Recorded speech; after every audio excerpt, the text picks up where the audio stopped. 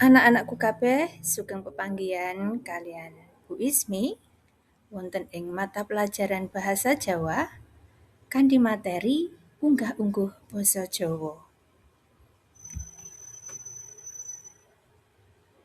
Basa Jawa ana loro jenise, yaiku ngoko lan krama. Ngoko uga dipérang dadi loro, ngoko lugu lan ngoko andhap. Dene krama uga ana loro, krama lugu lan krama inggil. Ana uga sing ngarani krama alus.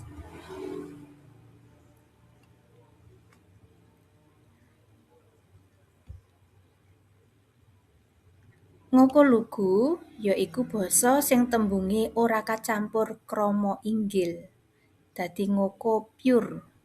Nah, panganggone iku kanggo wong tuwa marang wong enom, guneman karo kanca sakpantaran utawa sebaya.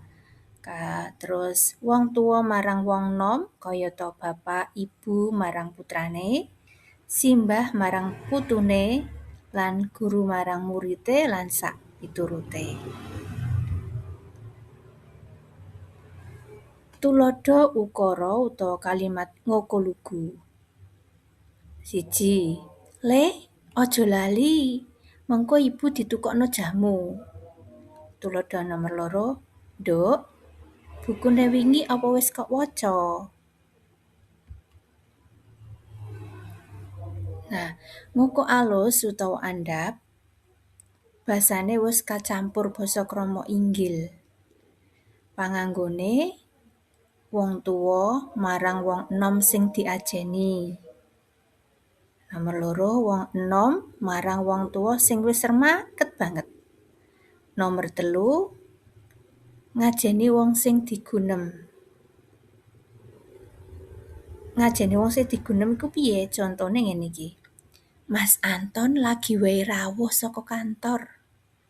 Contoh nomor 2, entenono sedhilok, Dik. Amarga bapak isih siram. Nah, tembung siram, tembung rawuh ing kono nyritakake piantun sing ora ana ning kono, ananging awake dhewe ngurmati utawa ngajeni.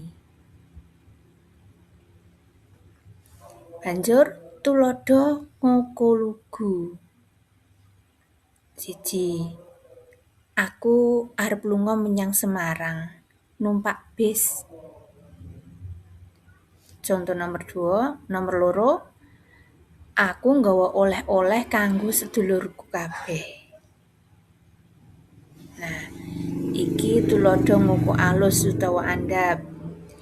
Mas Rudi arep tindak menyang Semarang nitih bis. Mas Rudi ngasta oleh-oleh kanggo sedulure kabeh. Nah, ing kene wis ketok. Nek ngoko lugu, ngoko kabeh. Aku arep lunga menyang Semarang numpak bis. Iki ngoko. Ngoko lugu. Nek ngoko andhap, Mas Rudi arep tindak menyang Semarang nitih bis.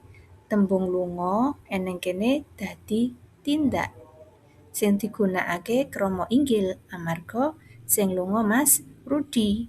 Banjur numpak dadi nitih. Amarga Mas Rudi sing nitih. Nek aku cukup numpak. Contoh nomor 2, Mas Rudi ngasta oleh-oleh kanggo sedulur kabeh. Yen ngoko lugu mau cukup ngangge tembung nggawa, dene yen ngoko alus utawa andhap ngangge tembung ngasta. Amarga iki wong liya sing dibasakake. Krama lugu yaiku basa krama sing basane dibasakake kabeh. Basa iki kanggo awake dhewe. Panganggone kanggo wong enom marang wong tuwa, wong sing lagi tetepungan anyar, murid marang gurune, abdi marang bendarane. Dadi Nek enom marang wong tuwa iku ora pareng ngangge krama inggil, cukup ngangge krama lugu. Nek wong sing agik tetepungan anyar biasane uga ngangge krama lugu, mboten pareng ngangge krama inggil.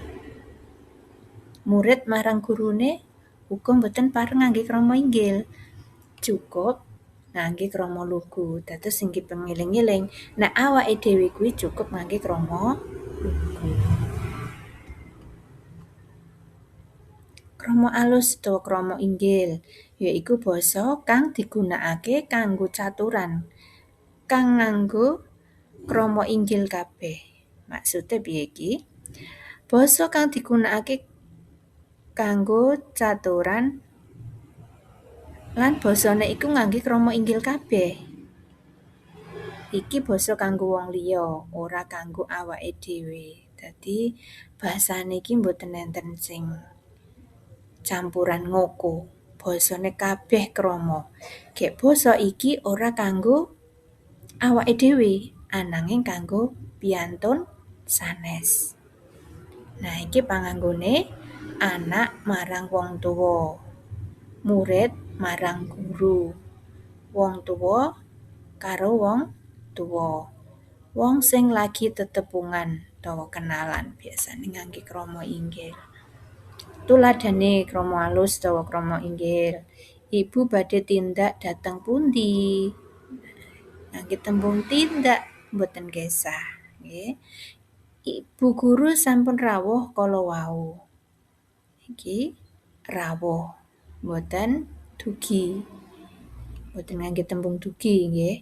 Mas Andi mundhut pisang goreng. Nah, iki ngangge tembung mundhut mboten tumbas. Terus panjenengan badhe tindak pundi? Nah, merga panjenengan dan wong liya kuwi ngangge tembung tindak, mboten ngangge tembung gesah. Nek awake dhewe cukup ngangge tembung gesah. Tuladha panganggone basa. Maos ana conto iki coba diperjelas supaya luwih cetha. Ibu tindak, kula gesah. Nah, dadi aja kuwalik. Kula tindak, ibu gesah. Niku klentu. Sing bener, ibu tindak, kula gesah. Ibu kondur, kula wangsul. Ibu rawuh, kula dugi. Ibu sare, kula tilem. Ibu mundhut, kula tumbas. Ibu dhahar, kula nedha. Mekaten wau pelajaran basa Jawa. Menawi wonten ingkang dereng cetha, saged dipun tangletaken dhateng Bu Ismi. Matur nuwun.